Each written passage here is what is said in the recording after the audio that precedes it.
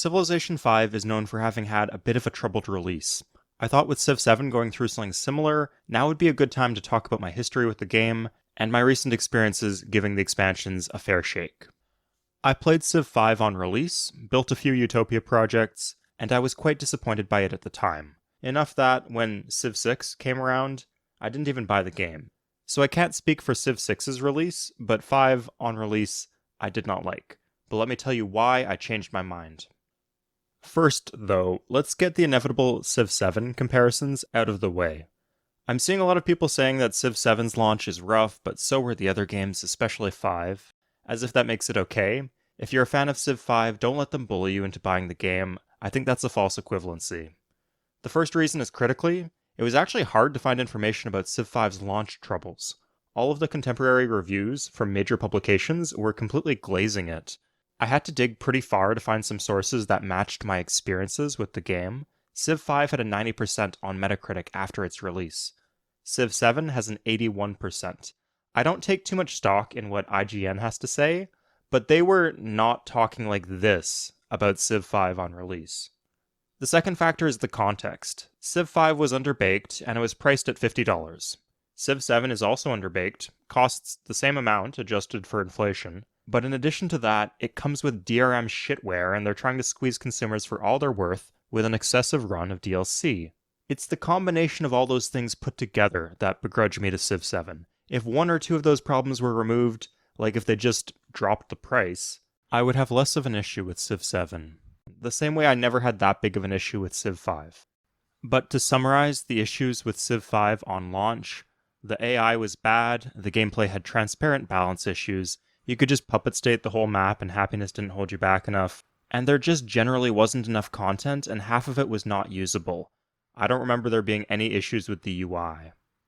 So what is the experience playing the game in 2025? Well, there were 2 expansions since release, and I had barely even touched them. I figured it was worth revisiting, and I really enjoyed it. A lot has been added, a lot has been fixed, and this is now genuinely a great game. And I managed to get a win on Deity difficulty with the new expansions. While playing, I noticed a lot of similarities between Civ 5 and Civ 3. I mean this is praise. Not like the highest praise. Civ 3 is janky and poorly balanced, but it's a better game than most. I also realized that some things that I had assumed were ongoing negative trends in the franchise were really just Civ 6 being crappy really suddenly. And I'm not just talking about the atrocity of what Ed Beach did to movement over rivers and rough terrain. I found Civ 6 to be needlessly complex and overloaded with pointless features that broke immersion. And that's not true with Civ 5. Mechanics that were introduced in Civ 5 like faith, city-states, and trade routes are not as complex here as they are in Civ 6. I think this was the source of my confusion. I just lumped them all together in my head. And since many of these features were added or overhauled in the expansion packs, I didn't have proper experience with them.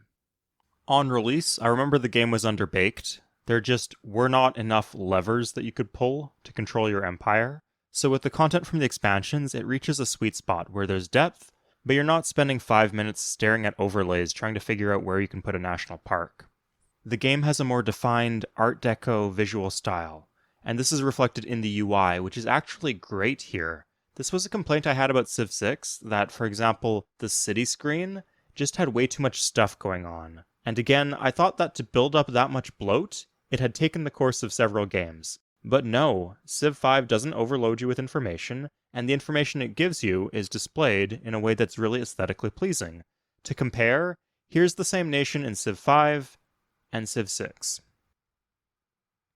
One of them follows in the footsteps of Civ 4 and 3, one of them is a garbled mess. In 30 hours of play, I only had one complaint about Civ 5's UI. Hard to explain, but I'll just play it on screen. Why does this menu pop up when it does? I don't mean to come off too harsh on Civ 6. All of this is to say that if you find Civ 6 to have too much going on, this is relatively new, and they should have taken more direct inspiration from Civ 5 when crafting the UI for 6 and 7. I prefer the graphics of things on the map from Civ 3. Civ 5's land looks faded out and dusty, although it's certainly better than the splotchiness of Civ 4. But all of the things overlaid on top of the map in Civ 5 are gorgeous. I love the happiness icon, and I feel like the pink of the culture icon is pinker than it is in Civ 6 and Civ 7. But the perfect example would be the luxury map tax. These are really sharp, well-designed, and stylized, more so than any art asset from Civ 3. They just shouldn't be necessary. No one asks for map tax in Civ 3, you can tell very clearly what you're looking at by looking at it. Still, this level of polish makes things like the game setup and the Civilopedia appear fantastic in Civ 5. I guess the only thing where there's a development that made the series worse for me is that they eliminated unit stacking. I don't like this. I like to be able to stack units. Some people share this opinion with me, most people do not. They prefer 1 unit per tile. It is what it is. I'll say though, there are some growing pains here, like when you're trying to get your great merchant next to some city-state, and all their units are blocking you from getting on a tile where you can use the ability, or you want to move your spaceship part to your capital but your great engineer is blocking it. Dumb stuff like that. I was familiar with Civ 5's high-level playing patterns before I reinstalled it. I kind of took Sulla's criticism of the game at face value. The gameplay here is great, but compared to Civ 4 and 6, there is a very slim range of strategies that are strong. Remember when I said that puppet state spam was an issue? The way that the expansions fixed this was a global increase to the cost of techs and cultural policies for each additional city that you have. This made the meta strategy to be tradition and stay on 4 cities. You might assume that because I love Civ 3, I'm a fan of big empires and conquering the world. That's not really true. If you've watched my streams of Civ 3, you'll know that one of my favorite game types is playing a small island on a high difficulty, growing tall, stacking a bunch of tourism gold, and manipulating diplomacy to get a win. So the meta in Civ 5 suits me quite well. I certainly prefer it in place of Civ 2's proclivity towards infinite city sprawl. I really wish the game made growing wide slightly less futile, and I think the game would be better with balanced culture trees, for example. But crucially, the strategies that are strong in Civ 5 are also really fun to play, which is exactly how I feel about Civ 3. And the play patterns in this game are also unique. There's not another Civilization game like this. In every other Civ game, growing wide is essential to varying degrees. Another similarity. Civ 3 had to make big changes to the series, and couldn't just tweak the game that came before. In my review of Civ 3, I said that the UI, graphics, visual clarity, and fundamental gameplay systems were incredible, and that the game is hard. The AI is really good at Civ 3. But the game was not especially well balanced. But the bright side was, the skeleton on which the game was built is perfect. If the content is bad, that's easier for the modders to fix. They can change the values for buildings, wonders, and units. If the UI, the graphics, and the fundamental gameplay systems are bad, that's not something that modders can fix easily. I feel that this can actually be applied to Civ 5 versus Civ 6. Civ 6 comes together as a great total package. A ton of strategies are valid, and there's a ton of awesome playstyles to discover. But the game is bloated, the UI is good but not great, and the AI is terrible at playing the game. It's a beautiful house, but it's on a shaky foundation. You really wouldn't want to make too many changes to it. Mods can't fix all these issues. Civ 5 has a much better foundation, even if the house itself has problems. I can totally believe when people say that mods fix everything in Civ 5 and make it the best game in the franchise.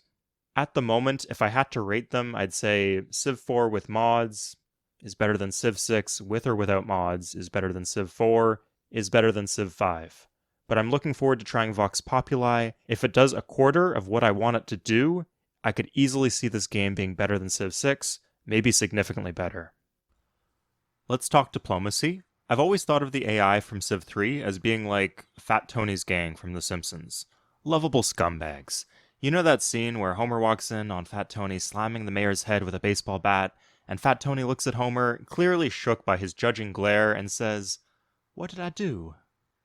That's pretty much the vibe. They're psychopaths, but they find it confusing that this bothers you. They'll extort you, but you can pay them off for like $48, a ridiculously small sum of money. And if they're still causing problems, just go get the Japanese to fight them. Civ 5 shakes things up a bit diplomatically, and tends to generally be human-favored. They don't extort you much, and they don't do that asshole guilt trip thing that they do in Civ 4, where they'll get mad at you if you don't pick a side in their stupid conflict. And they're really easy to manipulate into wars. In Civ 4, most civs refuse to make any interesting deals with you. In Civ 3, they'll fight, but you also have to commit to the war that you're manipulating them to fight in. In Civ 5, you don't, and not only that, but it seems to have no effect on your reputation at all. For my daily game, I was just constantly paying them to start another war as soon as the last one ended, to keep them out of my face. This is quite human-favored, but I don't really mind this. What I do mind, however, is the peace negotiation programming. If one civ declares war on you, the game just stamps on your balls forever. You can't make peace unless you have equal units to them, and on Deity, you never have equal units to them. In this game, I took 2 core cities off of Indonesia, and they won't make peace unless I give them back the cities I took. And then also every other city in my empire. It's like reverse Civ 7. In this file, it's been 40 turns, I've killed a dozen units, and Denmark won't even negotiate with me. So I can just never have a fishing boat again. Never have a sea trade route again. Presumably for the rest of the game. I lost Notre Dame by a turn and rage quit. If there's any part of the diplomacy system where you're going to be lenient with the human player, I feel that this should be the one. Still, I did generally like the system, and I felt that reputation and choices mattered.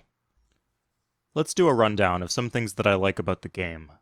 I love the tech tree. I just think generally the tree is well paced. I'm not overwhelmed, but I also feel like I have choices. The pacing of the game is quite good. Specifically, the modern era is quite good in a way that games of Civ rarely are. Often endgame content feels pointless because the game's almost over, but like Hubble Telescope, that is a really sick wonder. XComs, instantly you're able to go fly across the map and do things with them. Great people, I feel like this is their greatest implementation, much better than Civ 3 or Civ 6. I would even put it over Civ 4 as well, because the way that bulbing works here feels a lot better to me.